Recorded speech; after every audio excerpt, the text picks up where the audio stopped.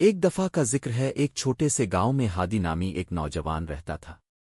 وہ غریب مگر نہایت دیانتدار اور سچا مسلمان تھا۔ 5 وقت کی نماز کا پابند، قرآن پاک کی تلاوت روزانہ کرتا اور ہمیشہ سچ بولتا۔ اس کے والدین کا سایہ اس کے بچپن میں ہی الفاٹے چپکا تھا، مگر اس نے اپنے کردار کو بگاڑنے کے بجائے اللہ تعالیٰ پر بھروسہ رکھا۔ ہادی گاؤں کے بازار میں ایک دکان پر کام کرتا تھا۔ ایک دن اس کے مالک نے اسے کچھ قیمتی سامان شہر لے جا کر بیچنے کے لیے دیا۔ راستے میں ہادی کو ایک تھیلی ملی جس میں سونے کے سکے بھرے ہوئے تھے۔ اس کے دل میں خیال آیا کہ اگر وہ یہ رکھ لے تو اس کی زندگی بدل سکتی ہے، مگر فوراً اس نے اپنے دل کو جھٹکا دیا اور کہا، یہ میرے لیے آزمائش ہے اور ایک سچا مسلمان کبھی خیانت نہیں کرتا۔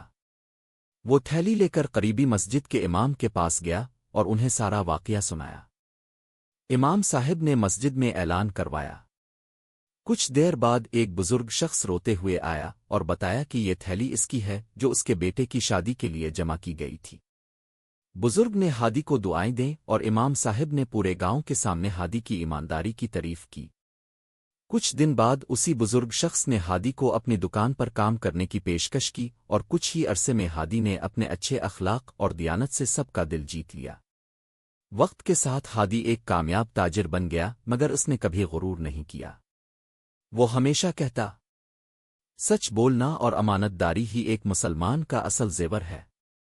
یہ واقعہ ہمیں سکھاتا ہے کہ دنیاوی فائدے وقتی ہوتے ہیں، مگر اللہ کا انعام ہمیشہ باقی رہتا ہے۔